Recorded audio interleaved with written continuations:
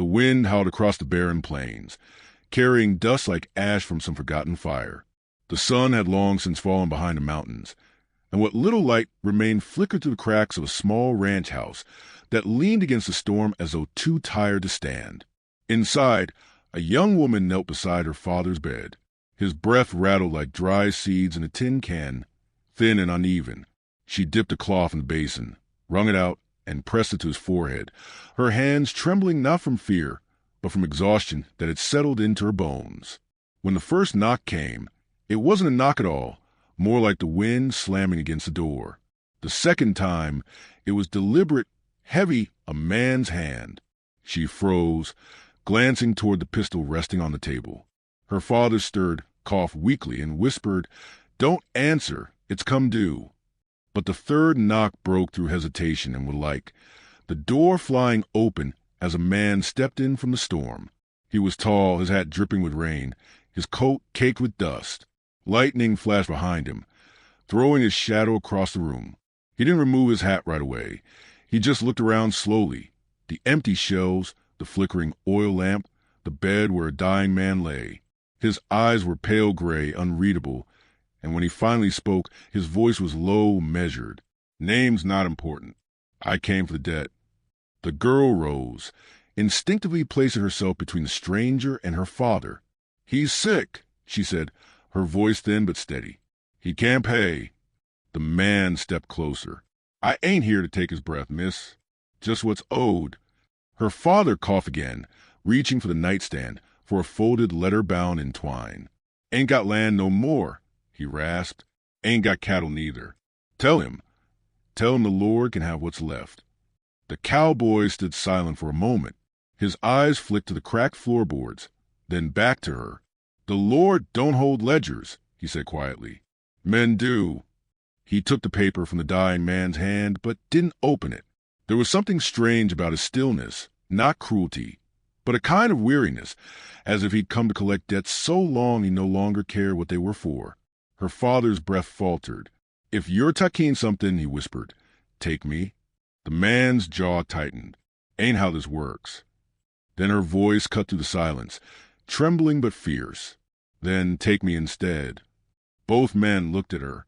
She stood like a ghost in the lamplight, her hair tangled, her eyes bright with something between defiance and despair. The stranger said nothing, just studied her as thunder rolled above the roof. "You don't know what you're offering," he murmured. "I know there's nothing left," she said, "and I'm done watching and beg for mercy that won't come." For a long time, only the rain spoke. Then the cowboy lowered his hat. "I'll be back by morning," he said. "Decide what you mean by that offer." He turned and stepped into the storm, vanishing as quickly as he'd come. By dawn, her father was dead. The burial was brief. She had no preacher, no family, no song, just the whisper of wind through the grass and the shovel biting into earth. She laid the folded letter on the mound, then sat beside it until the sun rose high enough to burn her skin. When hoofbeats echoed from the ridge, she didn't turn. He dismounted slowly, hat in hand. "Didn't think you'd still be here," he said. "Where else would I go?" she asked. He looked at the grave, then at her. "You mean to pay his debt with your life?" She stood and faced him squarely. "No, just with what's left of it." He studied her face, the hollow cheeks, the quiet steadiness in her gaze. "Get your things," he said after a pause. "We ride for town." She didn't ask where, didn't ask why. She only went inside, wrapped her mother's shawl around her shoulders, and followed him. The road stretched out ahead, a ribbon of mud and dust cutting through endless grass. The cowboy rode slightly ahead, his posture rigid, his eyes scanning the horizon like a man who expected trouble and usually found it. For hours, neither spoke.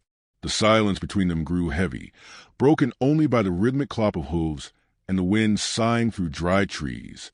When they stopped at a creek to water the horses, she finally asked, "Who sent you?" He filled his canteen before answering. "A man who doesn't forgive." "And you?" she said. "Do you?" He looked up, eyes unreadable. "Ain't my place to." As they rode again, she noticed a faint limp in his walk, the old scar along his neck, the way he avoided looking back. She wondered what debts he carried that no ledger could record. By dusk, the clouds turned red as dying embers. They camped under a rocky bluff where the wind couldn't reach. He built a small fire, the glow flickering against his weathered face. She sat across from him, knees drawn close, the heat a fragile barrier between them. "You ever collect from someone who didn't deserve it?" she asked quietly. He stirred the fire with a stick. "Every time." "Then why keep doing it?" He gave a small, humorless laugh. "'Cause a man like me don't get to choose his work, only his regrets." The flames cracked. She wrapped her shawl tighter, feeling the truth of it settle deep inside her. "You could walk away," she said. He looked at her, really looked at her, for the first time. The lines around his eyes deepened. "Maybe I could," he said softly, "but not tonight." She didn't press further. Some silences were too heavy to touch. The fire burned low, and the stars came out sharp and cold. He kept watch while she slept, his hand resting near his holster, though his eyes often drifted toward her instead of the darkness beyond. When morning came, the world seemed washed clean, the sky pale blue, the air thick with the scent of wet earth. They rode in silence through rolling hills, where cattle bones lay scattered like forgotten prayers. The girl's grief hung on her shoulders, but beneath it, something else had begun to stir. Not hope exactly, but movement, the faintest sense of direction. By noon, they reached the edge of a small town, a cluster of buildings baking in the sun, the sign of a saloon creaking in the wind. The cowboy dismounted outside the livery, his expression hardening. "Wait here," he said. "Business first." She watched him go, his silhouette cutting clean against the light. From where she stood, she could see him enter a wooden office across the street. Voices rose, sharp then muffled. Moments later, he stepped back out, jaw clenched, his hand brushing the grip of his revolver. When he reached her, he said only, the man's count for what's owed in flesh, if not in coin. Her stomach turned cold. "You mean he'd take me?" "He'd take worse." The cowboy mounted his horse. "But he'll have to get through me first." She stared at him, confusion breaking through fear. "Why? You said this wasn't your fight." He looked away toward the horizon, voice rough as gravel. "It wasn't." They rode on as the sun bled into the sky, the wind picking up dust around them. She didn't know where he was taking her, only that every mile farther from that town felt like another mile between who she had been and who she was becoming. He rode silent, haunted, as though wrestling something invisible. Duty against mercy, past against future. When night fell again, they camped near a river. She watched him sit by the fire, cleaning his revolver, his face lit by the glow of embers. For the first time, she saw not just a debt collector, but a man carrying his own weight of loss. "What was her name?" she asked suddenly. He looked up, startled. "Whose?" "The one you keep seeing, when you think nobody's looking at." He didn't answer for a long time. Then quietly, "Doesn't matter now." The river murmured beside them, and she said nothing more. The stars shimmered above, and the sound of fire filled the silence between them. Steady, alive, waiting for something neither yet had words for. When dawn came, he saddled the horses and glanced at her once, as though making a decision he hadn't expected to make.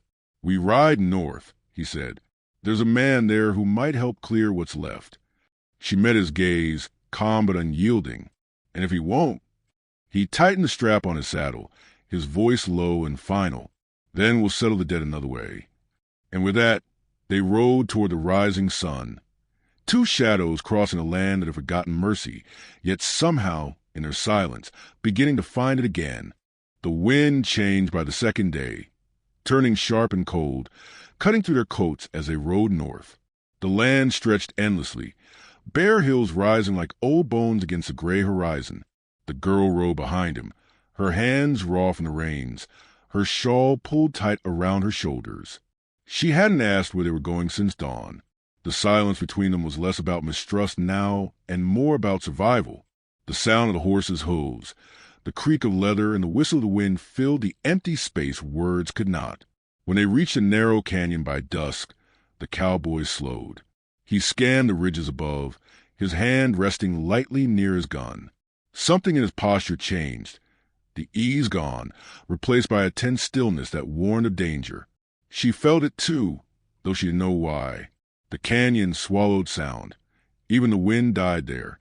They pressed forward slowly until the cry of a hawk split the air, a signal, not a sound in nature. The first bullet struck the rock beside her, sending shards flying. The second whistled past the cowboy's hat. He spurred his horse forward, shouting, "Ride!" She barely had time to think before the canyon erupted in gunfire. Figures appeared on the ridges, men in dust-stained coats, rifles gleaming in the sun. The horses thundered through the narrow pass as bullets ripped through the dust around them. When they reached a bend, the cowboy pulled her down from the saddle, dragging her behind a fallen tree. "Stay low," he ordered, reloading with a calmness that didn't match the chaos. She trembled, her breath ragged, watching him take aim and fire with terrifying precision. Each shot echoed like a hammer against the canyon walls.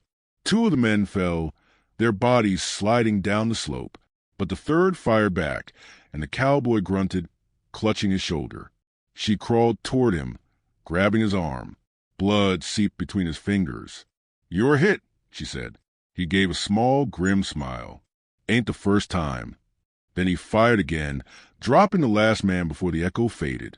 For a moment, all was still except the shallow rasp of his breathing. She tore a strip from her shawl, pressing it against the wound. He didn't protest, just watched her hands move with fierce determination.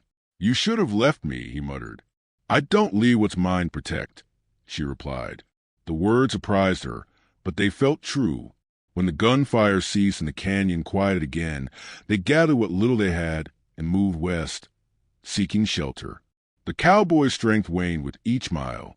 Blood darkened his sleeve, and his voice grew weaker. Yet he refused to stop until the land opened into a valley where the remnants of an old mining cabin stood half collapsed against the hillside. Smoke blackened walls, a broken stove, and a roof barely holding. It was shelter enough. Inside, she guided him to the cot, its frame creaking beneath his weight. The light through the cracks turned gold, cutting across the dust in thin, trembling lines. She found an old tin basin, filled it with water from a barrel, and cleaned his wound carefully. He winced once, then went still, eyes fixed on her face. There was something unspoken in that gaze, something that went beyond gratitude, a recognition, perhaps, of shared damage. "You shouldn't be out here," he said hoarsely. "A place like this eats good people." "I stopped being good the day my father sold his soul," she answered softly. He turned his head away. "Then maybe you fit right in." Night fell hard and fast. The wind outside rose again, rattling the loose boards. She fed the fire, the flames flickering low. He dozed restlessly, murmuring in his sleep, the kind of dreams that left a man more tired when he woke. When he stirred, she caught fragments, a name, maybe a child's voice. She didn't ask. By morning, the storm broke open above them. Rain pounded the tin roof, water dripping through cracks. She gathered her shawl around her shoulders and stepped outside to collect what she could. The air smelled of wet earth and pine. When she returned, he was sitting up, pale but awake. His coat was open, revealing a chain around his neck with a silver locket. Without a word, he held it out to her. Inside was a faded photograph, a woman and a little boy, both smiling. "They're gone," he said simply. She closed the locket gently and returned it. "You loved them," she said, though it wasn't a question. "Once," he murmured. "But love don't keep you fed out here. Debt does. That's what I learned too late." She sat by the fire, her voice quiet. "My father thought the same. Worked himself to the bone to pay what couldn't be paid. Every time he signed a paper, a piece of him went with it. By the end, there wasn't much left for me to save." He looked at her then, not with pity but understanding. "You think you're free now?" She shook her head. "Freedom's a word men like you use to make peace with guilt." For a long while, the only sound was the rain. Then he said, "You talk like you've been running longer than I have." "Maybe I have," she said. "Only difference is you still think there's somewhere left to run." He gave a faint smile at that, small but real. "You got a sharp tongue." "You got a slow conscience," she countered. The storm lasted 3 days. They passed time in silence, patching the roof, boiling rainwater, tending the horses that shivered outside. Sometimes he caught her humming softly, a tune without words, old and sorrowful. Other times, she found him staring at the locket, lost in memories he never spoke aloud. The air between them thickened with something unnameable. Not quite love, not yet trust, but an understanding carved out by survival. One night, lightning flashed close enough to shake the cabin. The horses screamed outside. She jumped to her feet, grabbing his arm. He pushed himself up, ignoring the pain, and together they steadied the animals until the storm eased again. When they came back in, soaked and shivering, she caught his eyes in the firelight. For a heartbeat, neither looked away.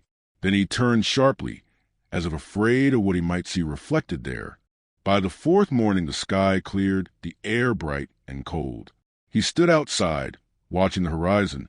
The wound in his shoulder had begun to heal, though the stiffness remained. She joined him, wrapping the shawl tighter. The valley looked peaceful, but his gaze stayed fixed on a tree line at the edge of the clearing. Something there had caught his attention. "Tracks," he said, crouching. His hand brushed the mud, horse prints, fresh. Then he pointed to a mark carved into the nearest tree, a skull-shaped brand. Her throat tightened. "What does it mean?" "Means we're not alone." She felt the chill crawl up her spine. "They found us." "Not yet," he said, though his voice betrayed no certainty. He saddled the horses, his movements brisk, his jaw set. "We ride by noon." As she packed their things, she caught him glancing back at the cabin, not with regret, but with quiet finality. This place had been a fragile piece, a momentary illusion of safety. Now it was a grave waiting to be filled. They rode in silence once more, the air thick with the promise of danger. The land ahead shimmered in the sun, endless and merciless. She thought of her father, of debts that chained the living long after the dead were gone. Beside her, the cowboy rode with the stiffness of a man, carrying more than his share of ghosts. When they stopped near a ridge at sunset, she dismounted and faced him. "You don't have to keep me," she said. "Whatever you think you owe, it's not mine." He looked at her with something like surprise. "You think this is about owing? Isn't it?" He took a slow breath, his voice quiet. "At first, maybe, but somewhere between the storm and the silence, I stopped knowing who was collecting from who." The words hung there, heavy, before either spoke again. The sun dipped low, painting the sky in blood and gold. She turned away, not trusting herself to answer. He watched her a moment longer, then said, "Get some rest. We ride early." That night, she couldn't sleep. The sound of the wind outside reminded her of her father's dying breath, uneven, fading, final. She thought of the man sleeping near the fire, of how easily he could have left her, how stubbornly he hadn't. When she finally drifted off, she dreamed not of the past but an uncertain road ahead, one where the line between debt and devotion blurred completely. At dawn, he was already awake, standing by the horses, his hand resting on the saddle. The skull brand had followed them in his mind all night. He looked out toward the rising sun and said quietly, "They'll come soon." She stepped beside him, her voice calm. "Then let them. I'm done running." He turned to her, and in the silence that followed, something unspoken passed between them. Not a promise, but a truth neither could undo.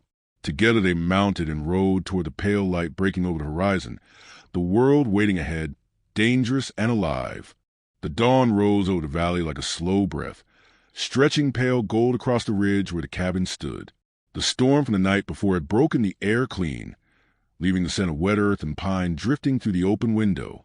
He sat near the dying embers of the fire, rubbing his thumb over the worn edge of his revolver's grip, a habit he hadn't shaken since the war. She stirred in the cot, the blanket tangled at her waist, hair loose and damp from the night's rain. For a long time neither spoke. The world outside was too still, the kind of quiet that always comes before a reckoning. She rose and came to stand beside him, eyes tracing the line of his jaw. "They'll come for us," she said softly. It wasn't fear in her voice. It was truth. He nodded once, slipping the revolver into its holster. "Then we'll meet them head on." They'd buried her father 2 weeks earlier beneath a cottonwood tree by the creek, where the wind never seemed to rest. That was the start of everything, and the end of the life she'd known. Now, she stood in a borrowed coat, hands rough from ranch work, a woman remade by loss and necessity. He'd taught her to ride better, to shoot straighter, and though he never said it, he admired her grit more than anything he'd seen in years. The horizon shimmered with heat when they rode out, the land rolling before them in endless shades of rust and dust. A hawk traced circles above, and somewhere in the distance, the cry of a coyote broke the stillness. They were heading toward Dead Man's Gulch. The narrow canyon where the man who'd sent him to collect the debt waited with hired guns and greed thicker than blood. As they neared the ridge, she slowed her horse and looked at him. "When this is over," she said, "you don't owe him anything. Not your word, not your life." He turned to her, eyes shadowed beneath the brim of his hat. "It's not my word I'm worried about." The trail narrowed, hemmed in by red rock cliffs. He could feel the trap tightening. Footprints fresh in the sand, the faint shimmer of rifle barrels hidden in the brush. His instincts, honed by years of bad roads and worse company, whispered the truth before the first shot cracked through the air. They hit the ground together, rolling behind a fallen log. The bullets tore splinters into the earth around them, hot lead slicing the silence. He fired back twice, quick and precise, and 2 shadows dropped. She reloaded his rifle with steady hands, her breath ragged but eyes fierce. "They want me," she said. "You should leave while you can." He caught her wrist, pulling her close enough that she could see the scar running across his collarbone, an old wound, white against sun-browned skin. "That's not how this ends," he said. "Not anymore." The gunfire ebbed, then returned with heavier thunder. Dynamite this time. The blast tore through the canyon wall, rocks tumbling down in clouds of grit. He shielded her with his body as the dust swallowed them. When it cleared, only a handful of enemies remained, pushing forward through smoke and ruin.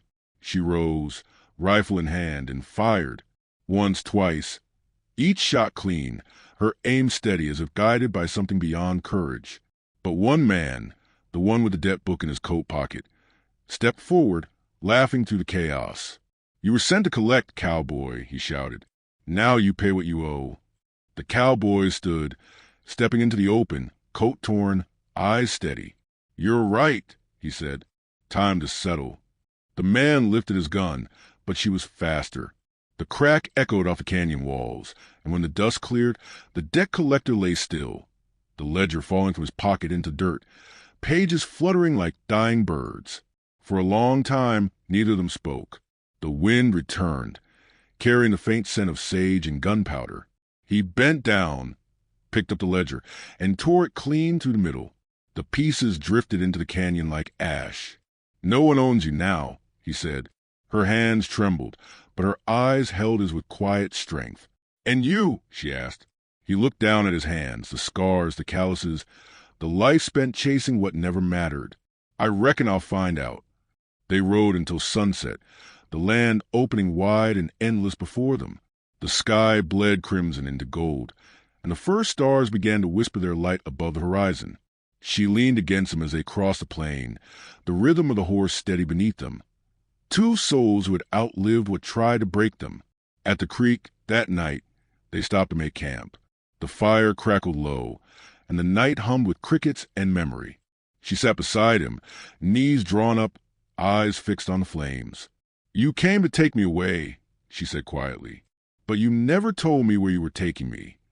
He smiled faintly, tossing another branch into the fire. "Didn't know myself till now." She turned to him, and in the quiet between words, something shifted, not spoken, not needed. The way she reached for his hand said enough. It was rough, scarred, but it fit against hers like it had always been meant to. When morning came, the valley shimmered with new light. Birds stirred in the trees, and a soft wind rippled through the grass. He saddled the horses while she packed a few things they owned. A blanket, the rifle, a keepsake from her father. Before they left, she glanced back toward the horizon where the canyon slept under haze. "Do you ever think about the ones we've lost?" she asked. He nodded. "Every day. But I figured they want us to ride on." They mounted up side by side, and as the sun rose higher, the dust rose behind them in a slow, golden trail. The ranch lay ahead, land enough for both of them to start again, soil waiting to be tended, and a house that might one day hold laughter instead of silence. As they rode, he said almost himself, "Funny thing about debts. Sometimes you come to collect and end up owing more than you ever planned." She smiled, a quiet, knowing curve of her lips. Then maybe this time we're even. The horizon swallowed them in light. Two silhouettes moving to the heart of the west, the wind at their backs, the past finally buried beneath the wide, forgiving sky. And if you were sitting by the fire that night, listening close, you might swear you could still hear their horses somewhere out there, still riding, still free. So if their story found a place in you, don't let it fade. Share it, hold it close, and remember, even in the roughest lands, redemption still rides.